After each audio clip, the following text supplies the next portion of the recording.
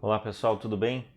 Semana passada fiz um vídeo a respeito da eleição da FIFA do jogador do século, feita no final do ano 2000, uma votação que deu muita polêmica e até hoje muitas histórias e histórias, palavra que não existe, mas que foi criada para designar uma história mentirosa, histórias são contadas a respeito daquela eleição, né?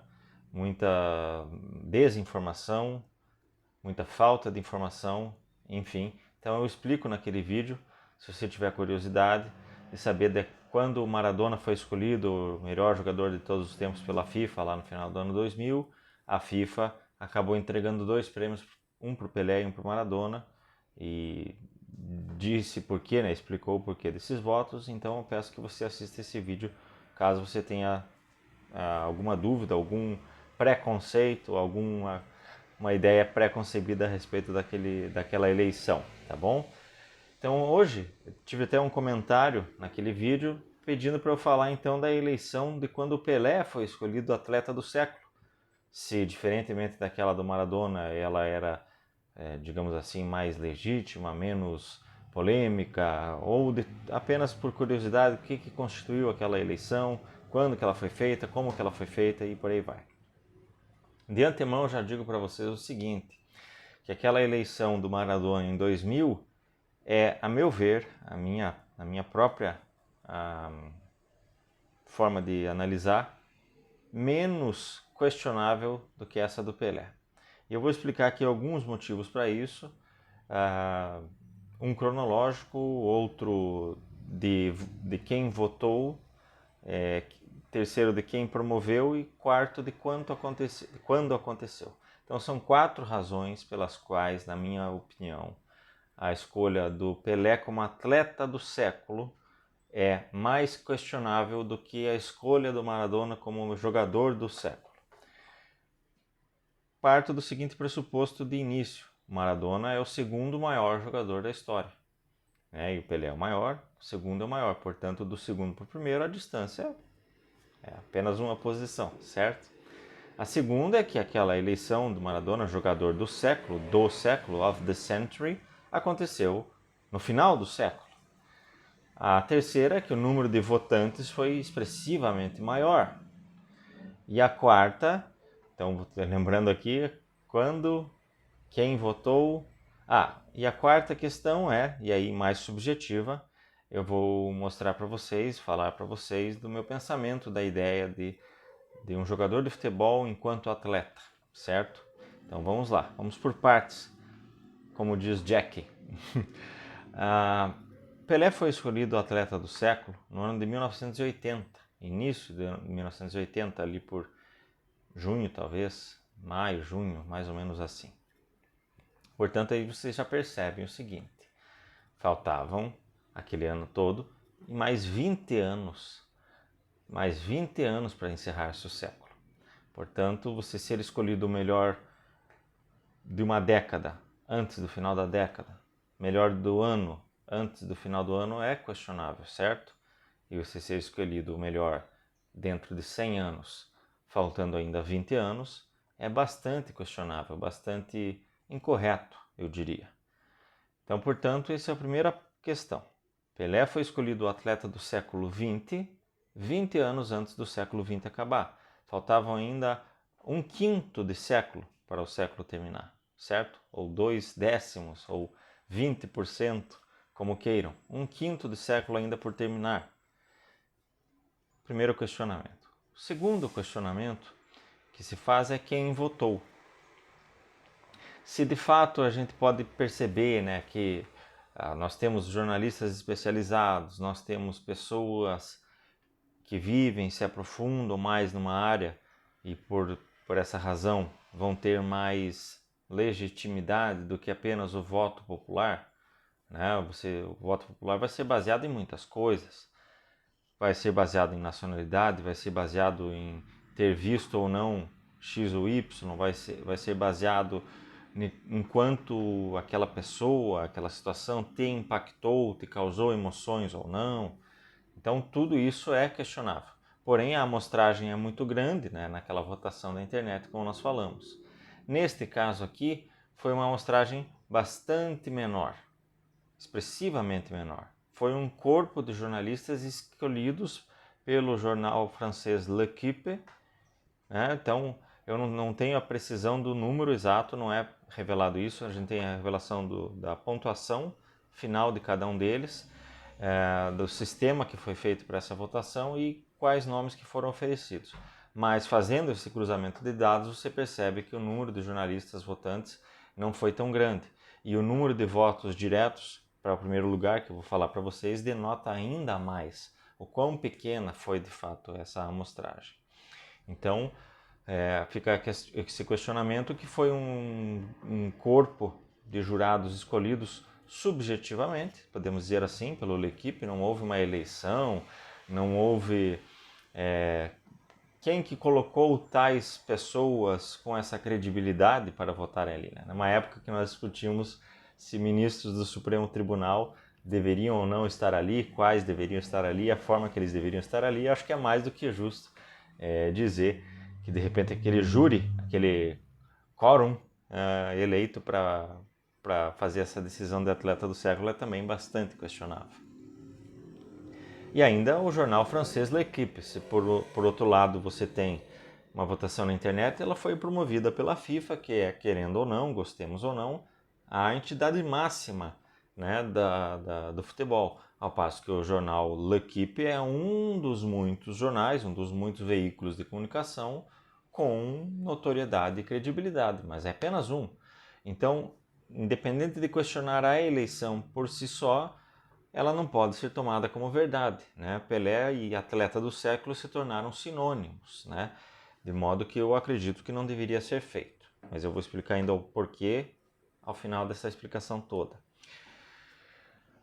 Então, quando foi feita, quem votou, já são dois fatores bastante questionáveis, né? Só por esses dois acredito que já seria possível questionar. Mas, indo além, nós temos a seguinte situação.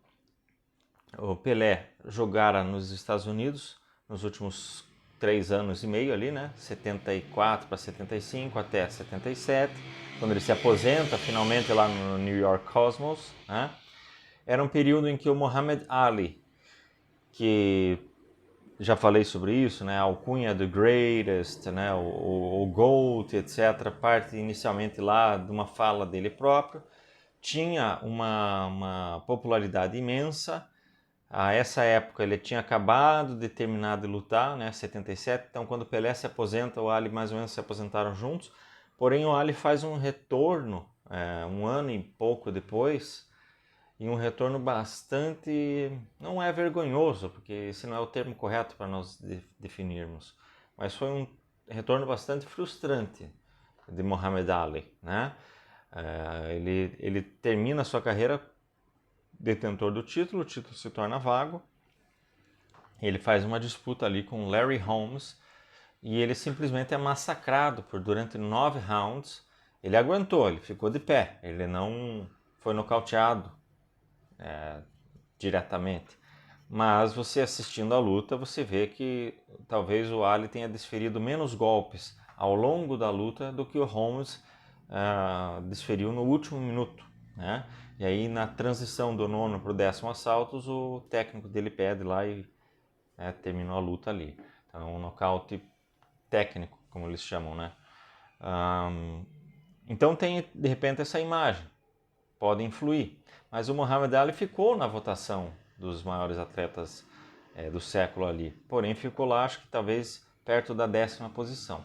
Você tem outros nomes constantes ali, muito fortes, como Bjorn Borg, que ainda estava na sua caminhada, né? Ele tinha obtido feitos impressionantes naquele momento, ele caminhava, não sei se na data ele já tinha conquistado o pentacampeonato de Wimbledon, mas é uma data muito próxima ali, o 5º título de Wimbledon, e além disso uns 3 ou 4 já em Roland Garros, algumas finais de US Open.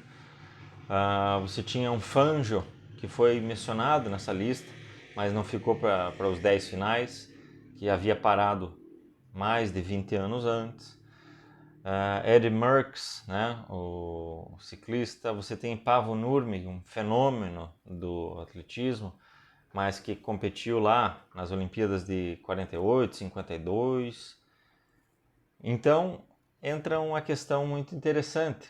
Uma das justificativas para questionar a eleição do Maradona como jogador do século é a proximidade, né? Embora em 2000 o Maradona já havia pelo menos aí 10 anos, né? Considerando a Copa de 90 e a virada da temporada 90-91, quase 10 anos praticamente, em que o Maradona não atuava mais em alto nível, que ele não era mais...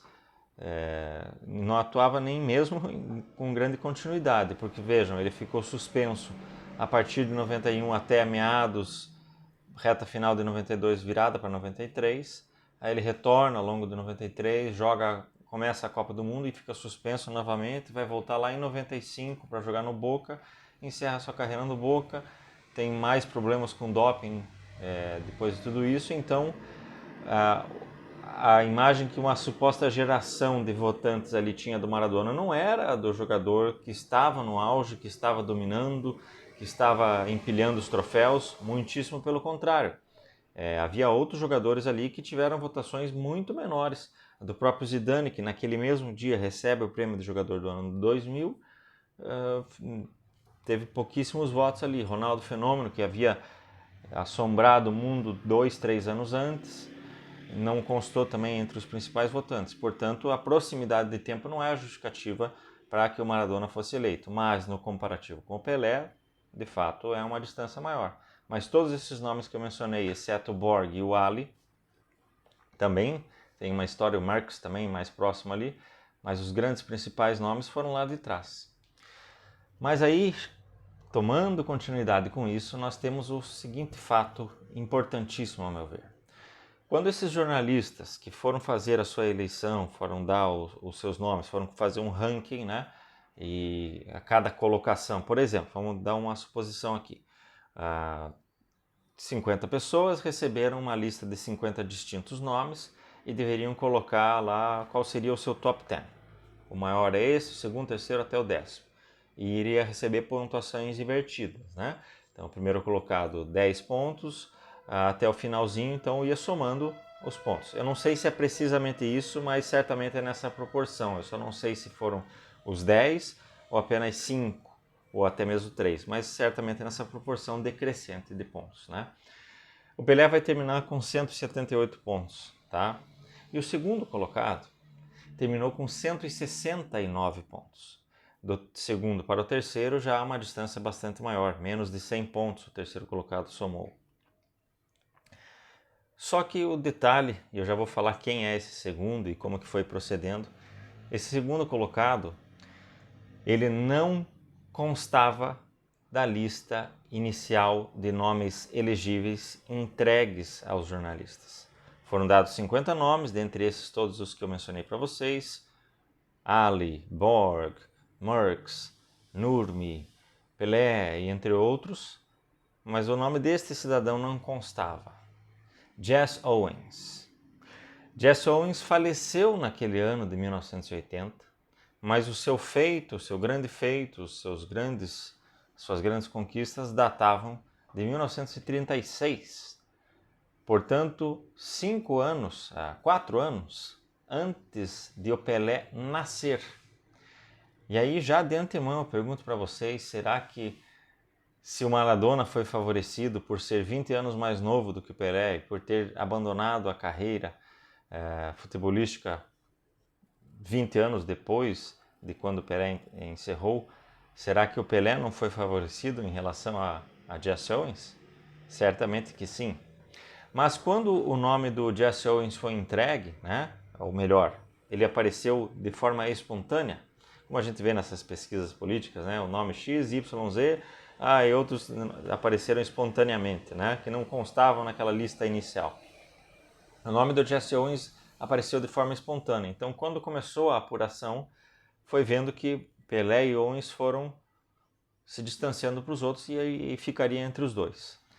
Mas o detalhe mais importante que me chama a atenção é que o Jesse Owens recebeu 7 votos em primeiro lugar, tendo aparecido de forma espontânea, ao passo que o Pelé recebeu 5 votos em primeiro lugar. Portanto, O Owens foi mais votado, foi mais lembrado como atleta do século, como principal atleta, do que o Rei Pelé havia sido ali. Porém, o Pelé foi mais vezes mencionado dentre aqueles merecedores do grupo seleto final dos principais atletas. E quanto disso não foi influído pelo fato do nome dele estar já na lista, pelo fato dele ter atuado nos seus últimos anos nos Estados Unidos, ter participado inclusive de filmes, né? Tem um filme clássico, Fuga para a Vitória, com Michael Caine e Sylvester Stallone. Quanto não o Pelé foi favorecido em razão disso? Lembrando que Jesse Owens, antes de eu falar para finalizar do feito grandioso dele, Jesse Owens disputa a Olimpíada de 36, mas em 40 e em 44 não ocorrem Olimpíadas porque estávamos em plena guerra mundial. Portanto, lhe foi roubada, digamos assim, a oportunidade de aumentar ainda mais os seus feitos. De todo modo, o seu feito por si só é impressionante. Medalha de ouro nas 4 provas das quais participou: revezamento 4 por 100, salto em distância, 100 metros rasos e 200 metros rasos. O Bolt, nós vimos ele dominar durante 3 Olimpíadas consecutivas as provas dos 100 e dos 200. Nós vimos o Carl Lewis, lá em 1984, igualar esse feito do Owens de vencer todas essas 4 provas, né? Carl Lewis aí empilharia mais ouros, né? Ele venceria o salto em distância durante 4 Olimpíadas consecutivas, Los Angeles 84, Seul 88, Barcelona 92 e Atlanta 96, ele seria tetracampeão, portanto, do salto em distância. Ele ainda somaria alguns outros ouros, foram 2 ouros ao todo, né, que ele somou. Ele herda, né, os 100 metros rasos do Ben Johnson em 88, que o Ben Johnson caiu no doping, né, ele havia sido prata. E tem mais um outro ouro, agora não vou lembrar se foi provavelmente num revezamento, mas não lembro se em 92, talvez, ou em 88, tá? Então o Carl Lewis acabou empilhando, sendo aquele que mais venceu ouros até o Phelps vir e destroná-lo, né? O Carl Lewis termina com 9 ouros e 1 prata. O Bolt consegue 9 ouros, mas há aí uma desclassificação para ele, né, do revezamento 4%, então ficou com 8 ouros, e o Phelps mais de 20, né, uma coisa impressionante. Falando em Phelps, antes de finalizarmos, eu fiz já num dos vídeos das perguntas quem foi o maior atleta olímpico, né? E ali eu mencionei 6 nomes, mais ou menos, que eu achava extremamente importantes: a Nadia Comaneci, o Bolt, o Edwin Moses, o Sergei Bubka, seriam os 4 principais aí, além de Phelps e Owens, que eu determinei como sendo os 2 principais. Eu entendo que o Phelps é de fato o maior atleta olímpico da história, né? Tudo que ele fez ao longo de 4 Olimpíadas, né? E a diversidade de provas das quais ele participou é que mais me chama a atenção. Sem contar que em 2016 ele não deixou de sair de uma aposentadoria. No entanto, certamente o feito olímpico mais impressionante continua sendo o do Jesse Owens, porque além de ter conquistado ouro nas 4 provas das quais participou, provas de múltiplas habilidades, né, e que requerem diferentes habilidades, como eu já disse, só foi igualado novamente pelo Carl Lewis quase 50 anos depois, e desde então não mais. Mas quando, onde e como ele fez? Ele fez dentro da Alemanha nazista, que tinha, além de tudo, a propaganda de que os atletas brancos, arianos, alemães, descendentes ali, eram superiores. E um negro americano vai lá e arrebenta com todos. Mais do que isso, a diferença que ele promoveu com relação aos outros é muito semelhante ao que o Bolt fez, e nós ficávamos estupefatos, né, com a superioridade do Bolt com relação aos seus pares. Mas essa superioridade do Bolt já foi configurada, por exemplo, por Michael Johnson, por Edwin Moses. Então é muito mais a nossa memória afetiva recente que faz parecer algo inédito. Não foi inédito, foi fenomenal, foi soberbo, mas não foi inédito. Owens já havia aplicado. Ele consegue nos 100 metros rasos à época o tempo de 10,2 segundos, correndo além da evolução da medicina, a evolução da fisiologia, de tudo, da alimentação, do próprio corpo humano, enfim, 80 anos aí separados, né, para o grande feito do Bolt na Olimpíada em 2012, vamos dizer, até 2016, então 80 anos, mais de 70 anos desde Pequim até Rio de Janeiro, mais de 70 anos de diferença. O tempo do Jesse Owens foi baixado em pouquinho mais de um segundo. Mas eu vou deixar para vocês a recomendação de um TED Talk, tá? Uma palestra, então vocês podem conferir com legenda, em que o palestrante ele vai comprovar, ele vai mostrar por A mais B, e os principais exemplos vão ser realmente de Owens e Bolt. Será que os atletas realmente melhoraram ao longo do tempo? Então fica para vocês essa sugestão. Mas, independente de qualquer coisa, conseguiu o que ele conseguiu, diante de toda aquela propaganda, diante daquele todo higienismo, né? Na cara do Adolf Hitler, num território extremamente hostil, é para mim, de fato, o feito mais impressionante da história dos esportes, motivo esse pelo qual, do século XX, uma vez que Phelps é do século XXI, Jesse Owens foi sim o atleta do século. E a eleição do Pelé é extremamente questionável, muito embora seja um justo reconhecimento ao seu ícone, ao quão icônico o Pelé é e permanece sendo, mas usemos de coerência. Não podemos questionar aquela eleição do Maradona e achar que essa eleição do Pelé foi fantástica, correta, só porque favoreceu o brasileiro e lá desfavoreceu o brasileiro. Não. Vamos comparar, usar o mesmo peso e as medidas vão acabar sendo diferentes. A eleição de Pelé da atleta do século é mais questionável do que a eleição de Maradona como jogador do século. Mas antes de qualquer coisa, Jesse Owens foi o grande atleta do século XX. Beleza, pessoal? Um abraço a todos.